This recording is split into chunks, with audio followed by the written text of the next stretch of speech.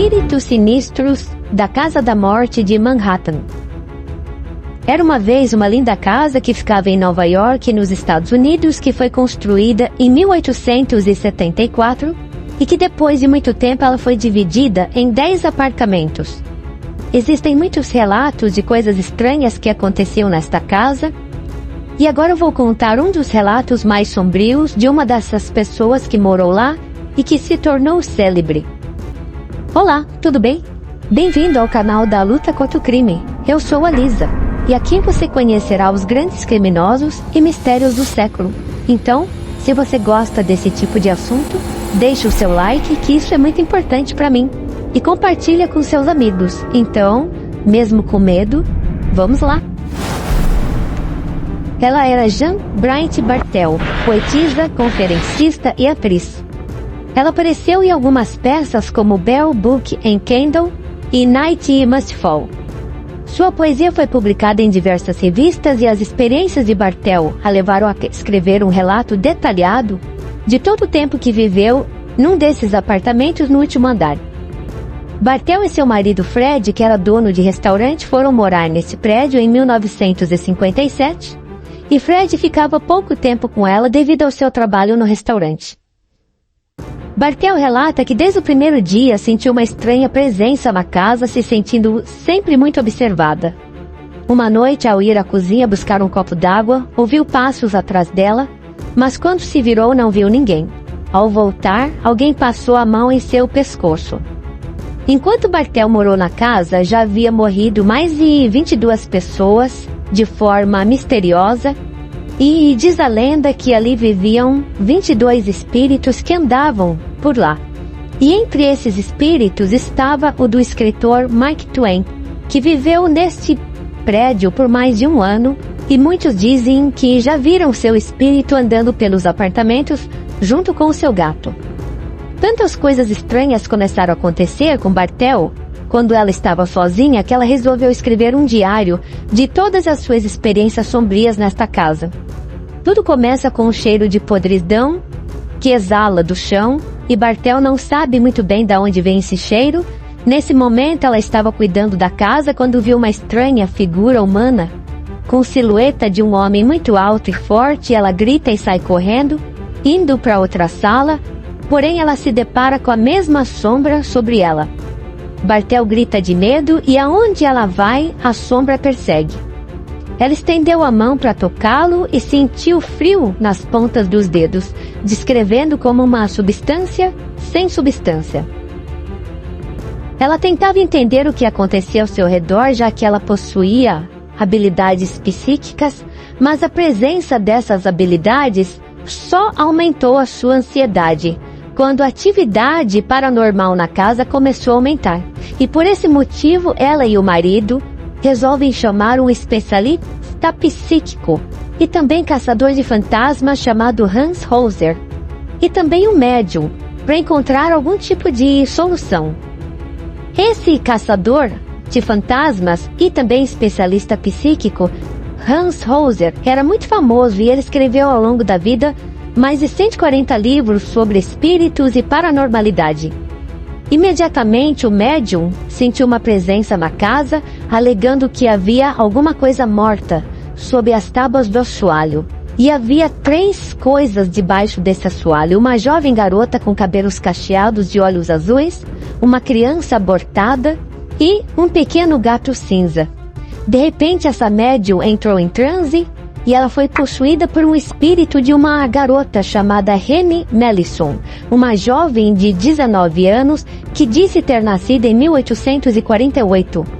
Ela culpou o presidente Lincoln por matar seu marido Henry McDermott ao fazê-lo lutar na Guerra Civil. Ela disse que esse feto que estava lá no chão era o seu filho abortado. Esse médium, então, já tinha ouvido o suficiente e disse aos espíritos para desocuparem o local imediatamente, já que agora os Bartells eram os donos da casa. "Vá", disse ele. "Vá em paz." Então a voz da médium disparou como uma explosão. Eu nunca vou sair daqui." E Bartell se lembra dela dizendo: "Eles é que terão que ir. Esta é a minha casa, eu nunca deixarei." No final, Hauser não conseguiu silenciar os espíritos da casa e todas as tentativas de Bartell de obter paz fracassaram e só foram aumentando a sua angústia. Ela encontrava móveis movidos de seu lugar habitual, o som de vidro quebrando enquanto ela andava pela casa, vultos que a perseguiam pelo prédio. Ela sentia seus dedos congelarem nas pontas até ficarem dormentes e formigantes.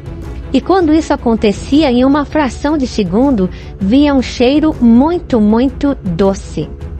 Não aguentando mais tudo isso, em 1973, Bartell e Fred decidem se mudar do apartamento, porém ela afirma que a casa tinha envenenado ela e que esse espírito maligno havia se apegado a ela, seguindo-a aonde quer que ela fosse. Em 1973, ela morreu em circunstâncias misteriosas, possivelmente um suicídio, antes da publicação de seu livro. Ela tinha 55 anos. Fred passou a administrar outros restaurantes em Nova York e morreu em 8 de setembro de 1980 em New Rochelle, também em Nova York. Um fotógrafo conhecido como Dennis disse que morou na casa por vários anos e também experimentou atividades paranormais como luzes acendendo e apagando, pequenos clipes e visões de mulheres em vestidos longos correndo de um cômodo para o outro. Ele convidava mulheres para fotografá-las e disse que mais de uma vez essas mulheres saíam correndo, alegando que tinha mulher com um vestido preto longo, esvoaçante, seguida por um gato. Bom, isso tudo já podia acabar por aqui, né? Mas algo horrível acabou acontecendo 15 anos depois, nesse mesmo local, só que num apartamento diferente.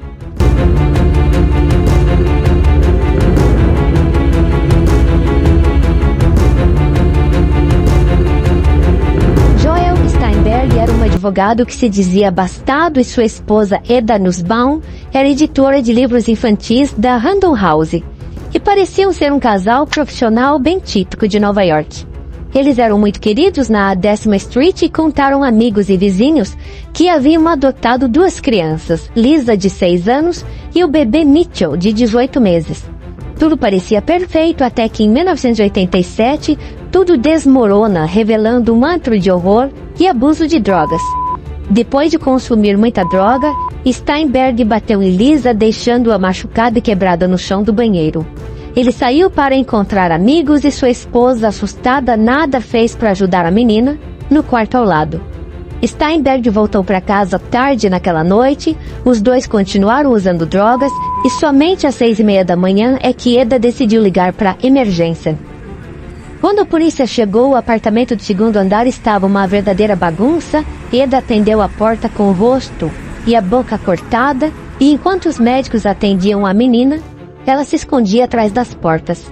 O bebê de 18 meses, Mitchell, estava encharcado de urina e fezes e estava amarrado a um cercadinho com um pedaço de corda em volta da cintura, e a pobre da menina Lisa jogada no banheiro ensanguentada. Lisa morreu 4 dias depois no hospital de hemorragia cerebral. Moradores do prédio já haviam denunciado Steinberg por suspeitas de abuso da mulher e da menina. Steinberg foi condenado por homicídio culposo de 1º grau e cumpriu 16 anos de prisão. A investigação revelou que ele nunca havia adotado legalmente nenhuma das crianças. A pena foi a máxima que ele poderia ter recebido naquela época.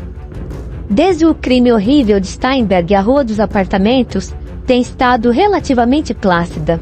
Os fantasmas têm ficado quietos ultimamente, diz o fotógrafo. Todos que moraram e conhecem o prédio são unânimes em dizer que há uma escuridão lançada sobre o prédio e que existe uma presença nitidamente negativa e que há algo profundamente errado ali. Ao longo dos anos agora, dizem que cerca de 44 assassinatos ocorreram lá e parece que os eventos paranormais não vão acabar tão cedo. A casa foi dividida em 10 apartamentos separados, mas aparentemente uma vibração assustadora e negativa ainda perdura nela. E aí, você teria coragem de morar neste prédio em Nova York? Gente, que medo, hein? Então, se você gostou, dá um like, não se esqueça de se inscrever no canal. E se quiser falar sobre o assunto, manda aí o que você achou dessa história macabra. Obrigada por ter assistido e até o próximo episódio da nossa luta contra o crime. Bye bye!